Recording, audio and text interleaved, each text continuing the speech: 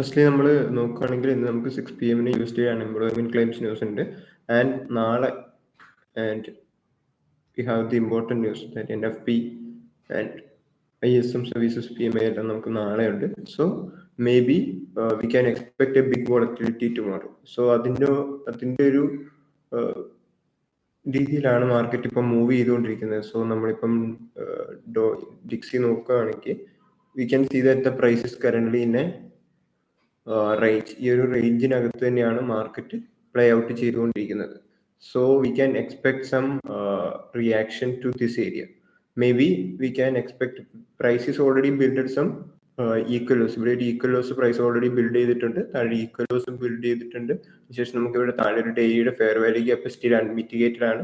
And ടോപ്പിൽ നമുക്കൊരു collection എടുത്തിട്ടുണ്ട്. സോ മാർക്കറ്റിന്റെ ഒരു മൂവ്മെന്റിന്റെ ഒരു ക്ലിയർ കട്ട് ഐഡിയ നമുക്കിവിടെ കിട്ടിയിട്ടില്ല. So we can expect like this if the price is going to take out this equal loss and if there is a chance for the price to fill this daily fair value gap and then push up to this buy side liquidity, ആ ഒരു equal ഹൈസും and buy side liquidity market take out ചെയ്യാനുള്ള chances higher ആണ്.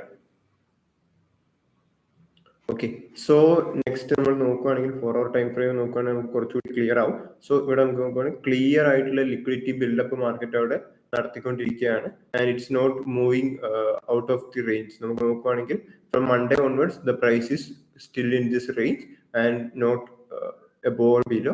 So we can expect a clear expansion. Maybe tomorrow will be that day. With the support of NFP we can expect that big move. So adana namukku always we are expecting monthly time frame അല്ലെങ്കിൽ weekly time frame നമ്മൾ നോക്കുകയാണെങ്കിൽ we are expecting the Dixie to push up.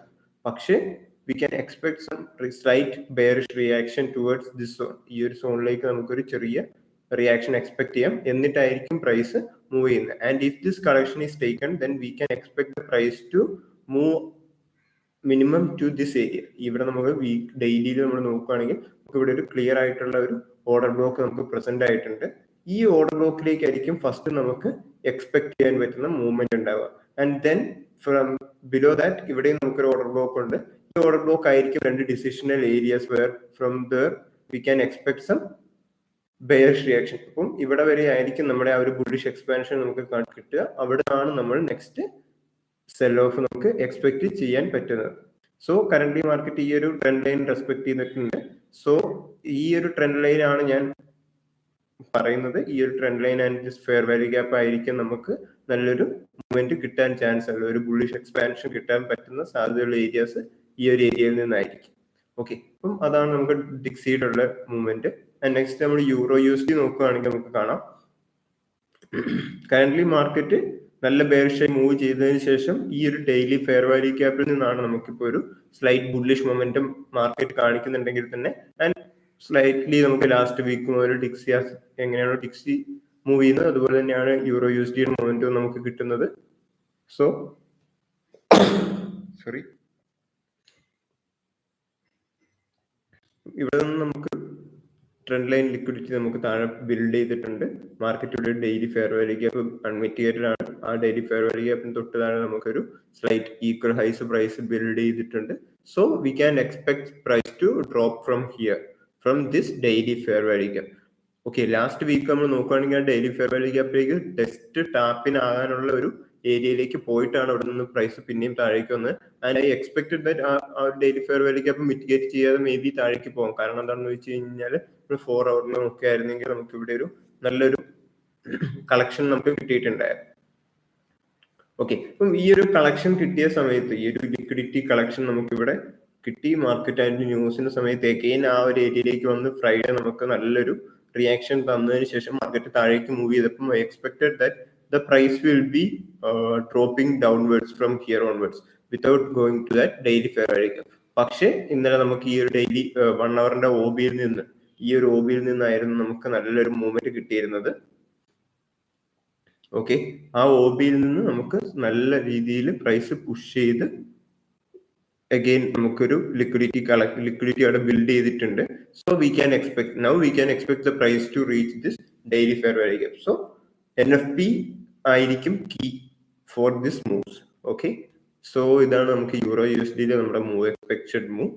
And If else the price is not going for that daily fair value gap also, the price is moving, pushing downwards, ഈ order block ഒക്കെ break ചെയ്ത് price downward പോവുകയാണെങ്കിൽ, if news is not ready to fill that daily fair value gap, so we can look for sales from here also. Okay, so നമ്മുടെ target എന്ന് പറയുന്നത് വീക്ക്ലിയിൽ നമ്മൾ നോക്കുകയാണെങ്കിൽ we can see that this will be our final target for this bearish expansion.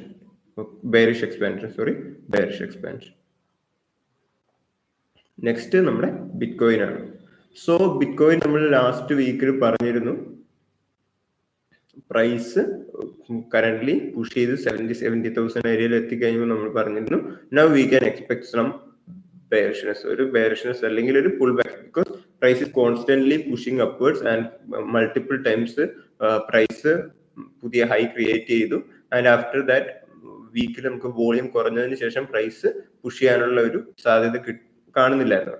So we expected the price to push downwards. And നമ്മൾ പറഞ്ഞിരുന്നു ഒരു 56 അല്ലെങ്കിൽ 57,000 ആ ഒരു ഏരിയയിൽ നമുക്കൊരു വീക്ക്ലി ഫെയർ വാല്യൂ ഗ്യാപ്പ് ഉണ്ട്, അവിടെ ഒരു CME ഗ്യാപ്പ് നമുക്ക് കിട്ടിയിട്ടുണ്ടായിരുന്നു. സോ ലിക്വിഡിറ്റി ഓൾറെഡി കളക്ട് ചെയ്തിട്ടുണ്ട്.